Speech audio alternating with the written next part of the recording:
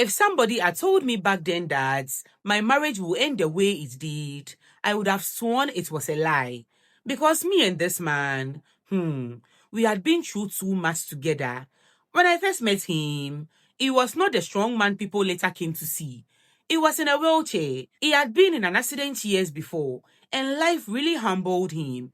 He was quiet, withdrawn, even ashamed of himself sometimes. People looked down on him. Some even treated him like a burden. But me, I stayed. I was there, pushing him to the hospital, cleaning him up, cooking for him. Sometimes I would even carry him, small as I was, when things were bad. He used to tell me, "You are the only reason I am still alive." And I believed him. We built something strong in those years of pain. It wasn't easy at all. My friends would laugh at me behind my back, saying, "You, a young woman, wasting your time with a crippled man. You think he can give you a good life." But I didn't mind. I loved him. I wanted to prove everybody wrong. And little by little, it got better. The therapy, the prayers, the patience. One day, he stood up from that chair.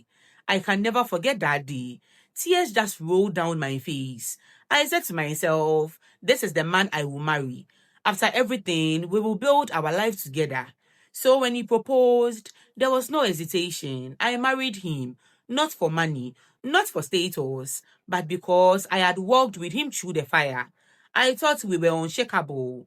I thought all those years of sacrifice had tied him to me forever. But love can surprise you. Because the man I nursed back to health with my own hands, the man I would have given my life for, was not the same man I ended up with. Everything I suffered for, everything I built with him, vanished in the blink of an eye. And it all started with one night, a night I will never forget. Welcome back to my channel, and I hope you are doing great today. If you are new here, I'm Vera, but you can call me V. And I share amazing stories, real life stories that will shock you, break your heart, inspire you, and sometimes make you laugh.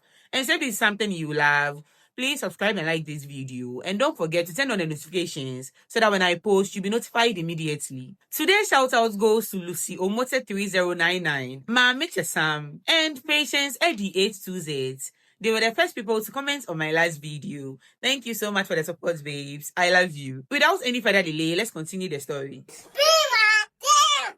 Everything started changing the day he received that inheritance from his late grandfather.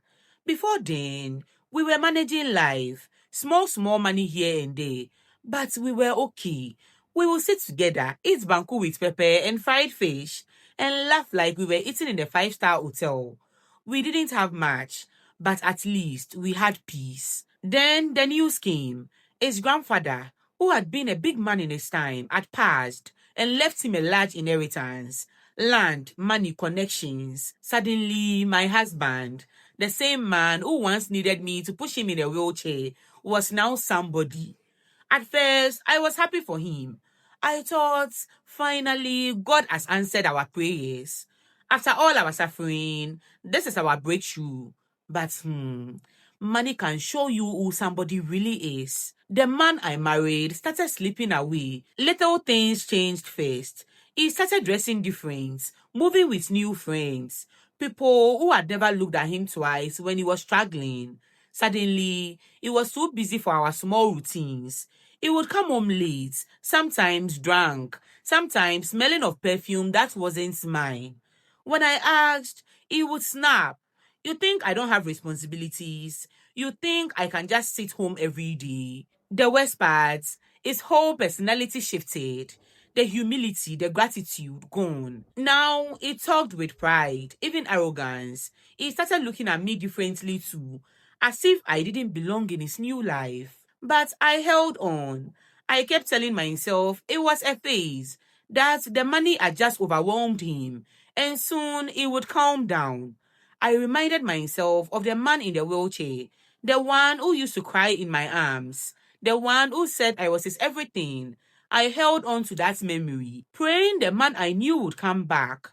But deep down, my heart was shaking because I could feel it. Money had already taken him away from me. When I got pregnant, I thought maybe things would change. I thought the news of a baby would bring us back together, remind him of the love we once shared. For a while, it seemed like it might. He smiled more. He even touched my belly sometimes, talking to the child inside. And me, I held onto that hope like medicine. When our child finally came, I can't explain the joy.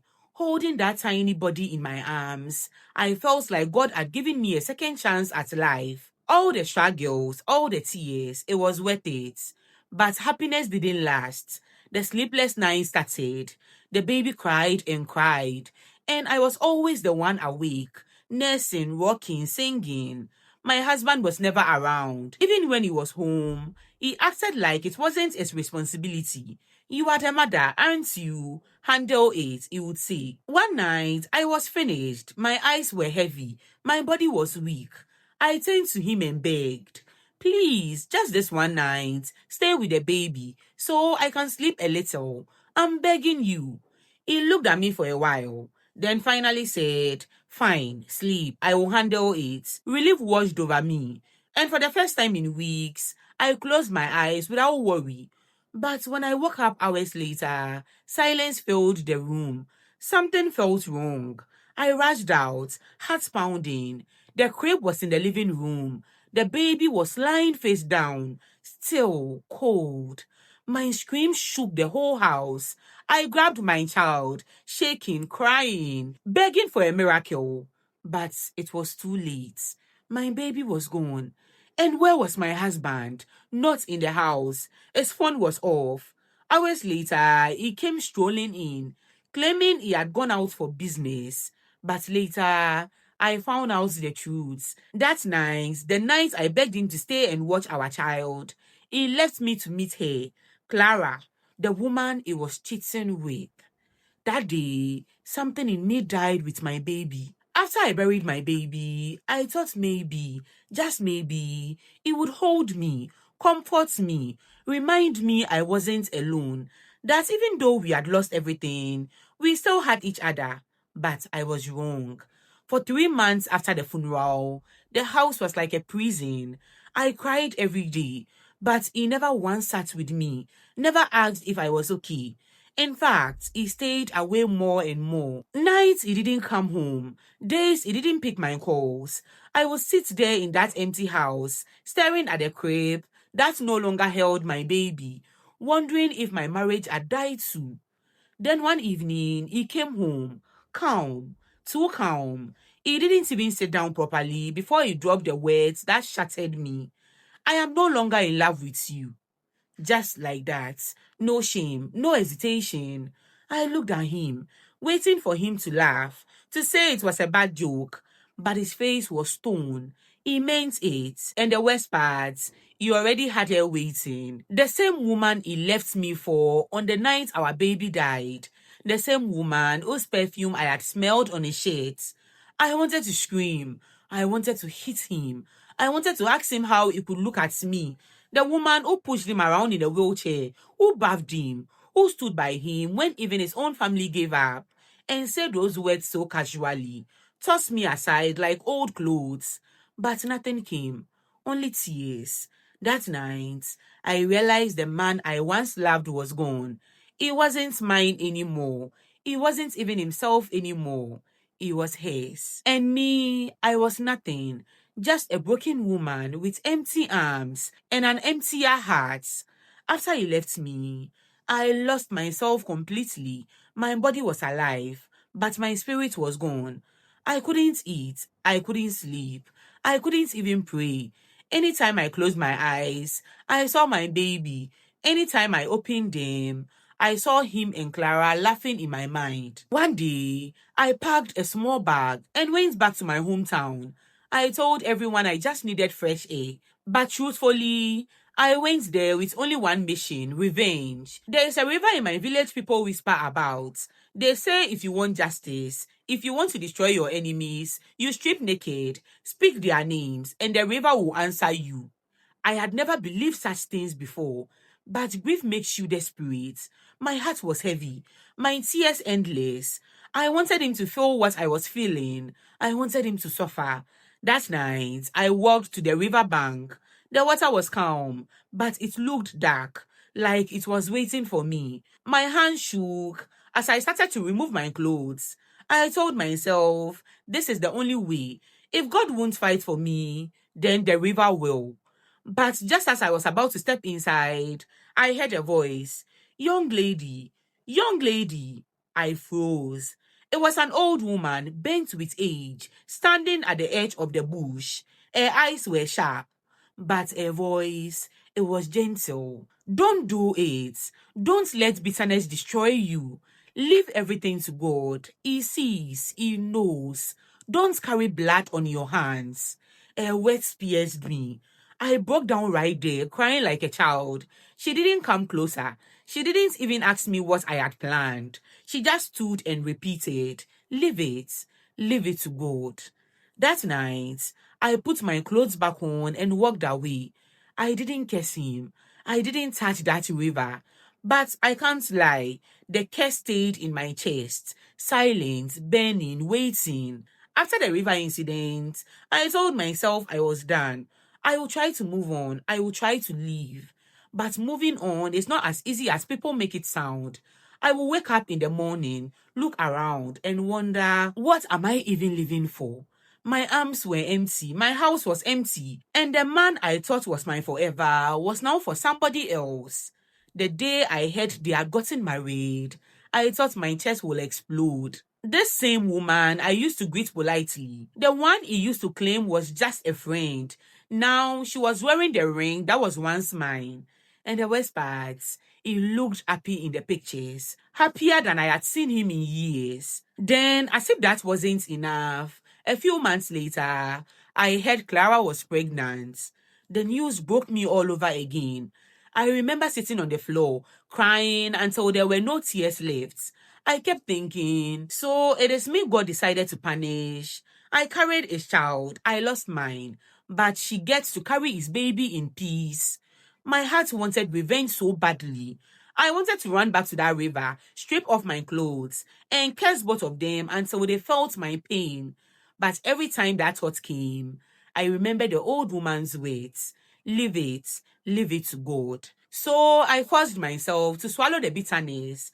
I told myself, maybe one day I will also smile again. Maybe one day I will also find joy. But deep down, I knew the truth. I was still bleeding inside. If not for a sister, I don't even know if I would still be here today. She was the only one from his family who cared about me.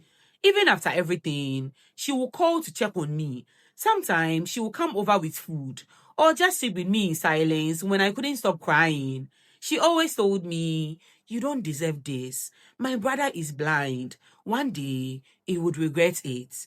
And I believed her because I knew the truth. I gave everything for that man. But the rest of his family, his mother especially, that woman never liked me. From the very beginning, I could feel it. The way she looked at me, the way she would complain about the smallest things. When her son left me, she didn't even ask how I was coping, not even once. In fact, she was relieved. To her, Clara was a better choice. I remember once, during those early days after the separation, I tried to greet her at a family gathering. She looked me up and down and just turned away. From that day, I told myself, this woman has erased me from her heart. So I let her be. But her daughter, my sister-in-law, she was different. She hated the way her brother treated me, hated the way their mother behaved as if I was nothing. She said I was still a sister, no matter what. And for that, I will always be grateful. She was the only light in those dark years. Then, one afternoon, my phone rang. I will never forget that day. It was a sister calling, her voice shaking. He's gone. Gone where? I asked, confused. She broke down crying. He collapsed at work. They said he started convulsing, and before they could even rush him to the hospital, he was gone. Just like that. A man I once called my whole world, the father of my dead child, dead. When I heard it, my body went cold. I didn't even know how to feel. Should I cry? Should I scream? Should I feel relief, anger? I didn't even know. All I could do was sit in silence while the whole world moved around me. But Clara was devastated. She was heavily pregnant, and people said she almost fainted when she heard the news. To the outside world, she was the grieving widow, but me, I was the outcast. Then his mother, that woman, her pain quickly turned into rage. She couldn't accept that her son just died like that. She wanted someone to blame, and Clara, through her tears, pointed straight at me. She hated us. She never forgave us. She must have done something to him, Clara said. And just like that, his mother believed her. No questions asked. I became the witch who killed her son. From that day, my name was no longer just my name. It carried poison. They started whispering everywhere I went. She cursed him. After all, didn't her baby die too? Maybe she vowed he would never know peace. His mother was the loudest voice. She would look me straight in the eye and say, you killed my son. You thought I wouldn't find out. You cursed him and destroyed him. But I swear on my life, I will pay you back. Power for power. Can you imagine? A woman I once called Ma, now promising to fight me with juju because her son dropped dead. Even the sister who once stood by me. One night, she came to my room. She closed the door, sat on my bed, and with tears in her eyes, she asked, "Please tell me the truth. Did you do something to him?" That person broke me more than anything. The only person who believed me before was now looking at me with doubts. I shook my head. I held her hands. I said, "I swear on my life, I did nothing. I never cursed him. I left everything to God." But words didn't matter anymore. The rumor had already grown wings. Everywhere I went, I felt the stares. Even when I bought food at the roadside, I could hear them whispering. And the more Clara cried, the more his mother cried, the more the world believed I was guilty. It was like fighting a ghost. I couldn't prove anything, but I was already condemned. When a grieving mother decides you are the enemy, it is like your life is finished. His mother couldn't sit still. She said no. Her son couldn't just die like that. She went straight to a malam in the village. She told him, "Find the person who killed my son. Make her suffer the way I am suffering." I didn't even know all this was happening until later. But people started whispering, "His mother has carried your name to the spirit world." I laughed at first because I knew I was innocent. But fear started creeping in at night. What if lies could truly kill? Then suddenly, Clara fell sick, pregnant and glowing just a few weeks before. Now she was weak, coughing, vomiting, wasting away like a candle burning out. People rushed to her side. And what did they say? It is her, that first wife, the cursed one. She's killing Clara too.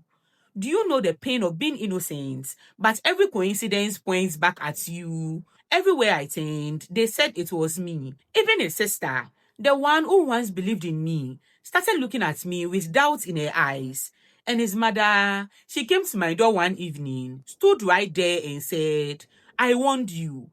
I told you if you went low, I would go lower. You want to kill my son's wife and child over my dead body. This fight has just begun." I didn't answer her. I just watched her walk away into the night, and my heart beat like a drum. Because deep inside, I was asking myself, if God doesn't clear my name soon, who will? That night, I will never forget. My phone rang, and when I saw the name, my heart skipped. It was a sister. She had not called me in weeks, not since the rumors began. I picked up, and all I heard was crying, every crying. I kept saying, "Hello, hello, what is going on?" Finally, she spoke, and her voice was shaking. She said, "It wasn't you." Clara confessed. I didn't understand at first. She kept talking, rushing through tears. She said Clara had been suffering, so sick she thought she would die.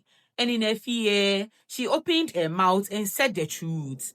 Her husband, my ex, was cheating on her too, even though she was carrying his child, and not just with any stranger, with her own friend. Clara said she was losing her mind, terrified he would leave her the way he left me.